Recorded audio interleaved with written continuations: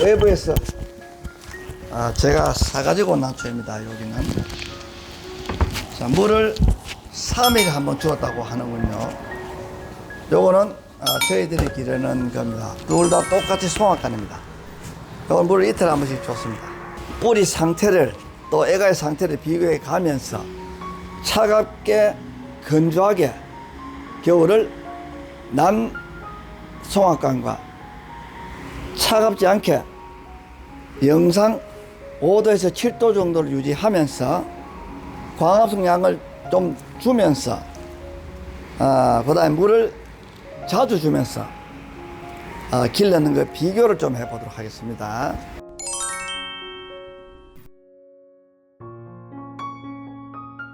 우리 겨울철 물관리 찹게 하라, 며칠 만에 주라, 뭐 이런 얘기들이 많습니다만 다 의미가 없는 얘기입니다. 자, 우리 조교가 또 왔습니다. 조교 일로 단사로 같이 갔었죠? 예.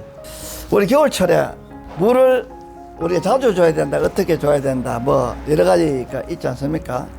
자, 물은 남초의 입장에서 어디다 써야 됩니까? 영양분으로 쓰여요. 물은 영양분이라고 얘기를 합니다. 물은 포도당의 주 재료가 되죠.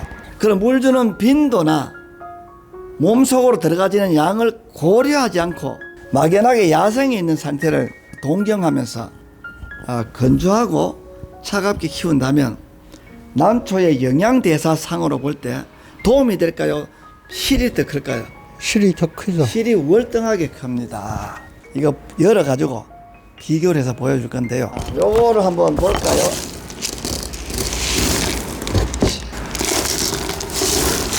자, 팬 여러분, 뿌리 상태를 한번 보십시오.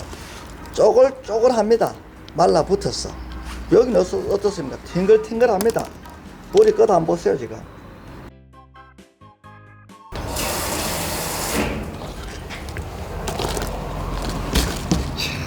쪼글쪼글합니다.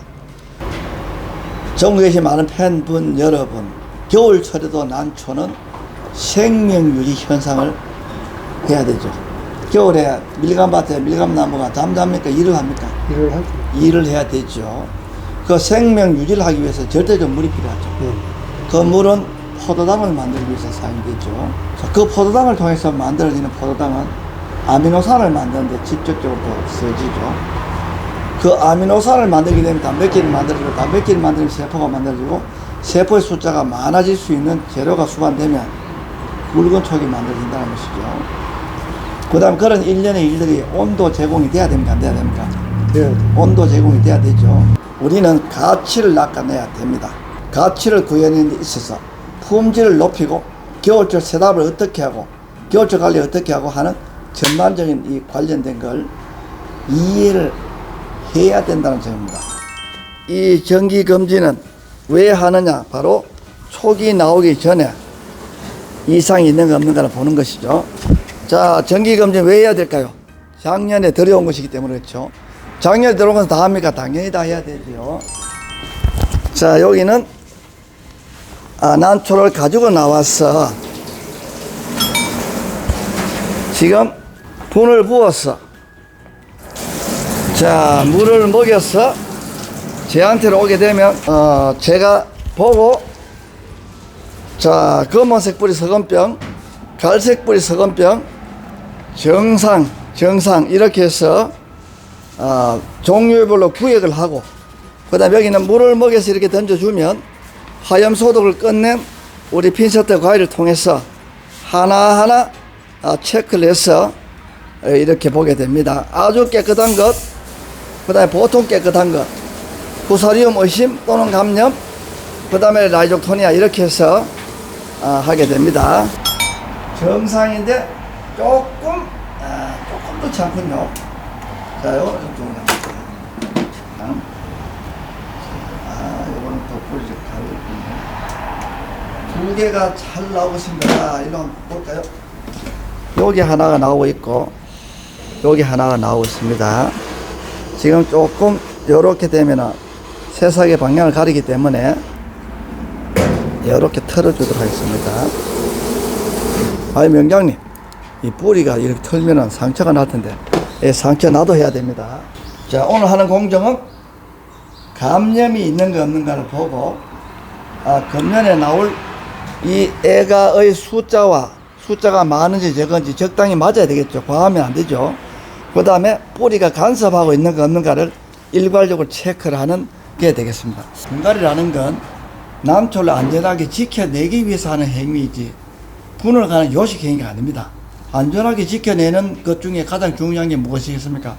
바로 새싹이 만들어질 즈음에 하나하나를 검사하고 스케일링을 하고 그 애가의 숫자를 조절하고 TRU 밸런스를 맞추고 이제 본격적인 작기로 들어가기 때문에 모든 전반적인 걸 다 체크를 하는 것이죠. 외부에서 들여온 우리 송화관이기 때문에 이게 저희 농장에서 안정화된 데까지는 2년 정도 시간이 걸립니다.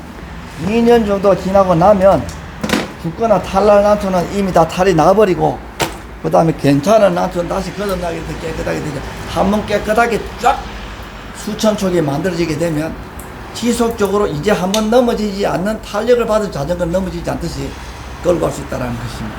지금 문제가 생겼어요. 수술합니다. 이걸 그대로 두게 되면 2차 감염 다 보이시죠? 자, 이런 일들을 지금 한다는 것이죠. 하지 않으면 어떻게 될까요? 예, 난초를 잃어버릴 수 있게 된다는 것이죠. 자, 보이시죠? 이렇게 수술해 버리니까 깔끔하게 끝났습니다.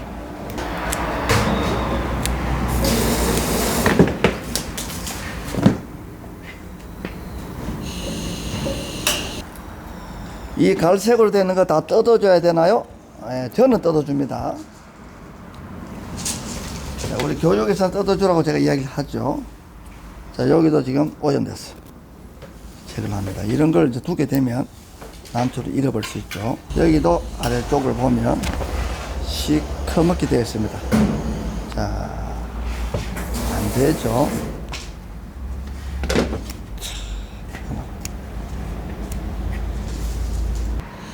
자, 여기도 볼까요? 여기 새싹이 하나 있고 여기 하나 있습니다. 네, 두 개를 다 이렇게도 들어갔습니다. 그렇게 깨끗합니다. 자, 저는 조기 예방 검진 농사를 위한 세대를 지금 하고 있는 사업을 열심히 해서 온 시간이 바쁘기 때문에 영상을 일단 줄이고, 자, 이제 본인들의 난초 예사롭게 돌리시기 바랍니다. 자, 여기에 이렇게 엄선되어 있는 난초들은 지금 포역별로 나누어서 다 치료를 합니다. 치료를 하게 되고, 바이러스는 저희들이 다 프리 테스트를 했기 때문에 일괄적으로 한 농약에다가 같이 담궈서 시간 지나면 들어서 심습니다. 개인 난실에서는 팬 여러분들은 이렇게 하시면 안 됩니다. 전문가가 아니기 때문에 바이러스 프리인지 아니면은 프리가 아닌지 난 프리인지를 잘 모르시기 때문에 이렇게 여러 개를 한꺼번에 담으면 큰일 납니다. 프로 외에는 따라 하시면 안 됩니다.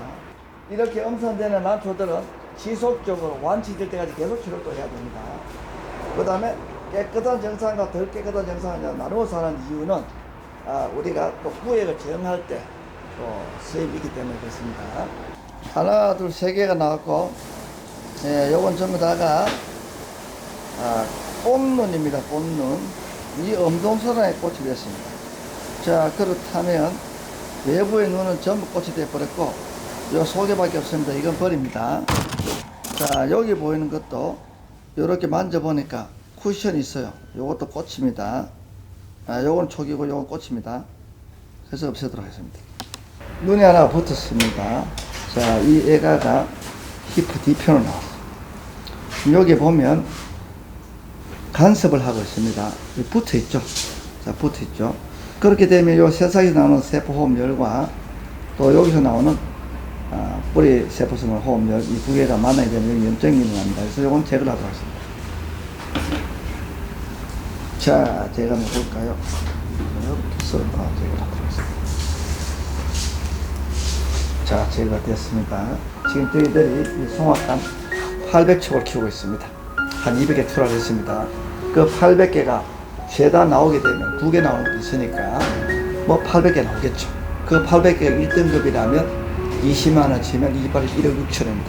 1억 6천만 원이 성실하게 기술적으로 이렇게 관리를 하게 되면 만들어지는데 지금 이게 성가신 일이라고 저는 생각하지 않습니다. 그리고 지금 작년에 들어와서 저희 농장에 안정화되는 과정이 2년에서 3년이 걸리는데 그 안정화 될 때까지는 2달, 석 달에 한 번씩 열어서 보는 정도의 열과 성을 다해서 볼 때만 지켜낼 수 있다는 것입니다. 대충 사다 놓고 대충 가서 좀 죽겠지 이렇게 해서는 절대로 좋은 성격을 낼 수 없다는 점도 알려드리는 바입니다.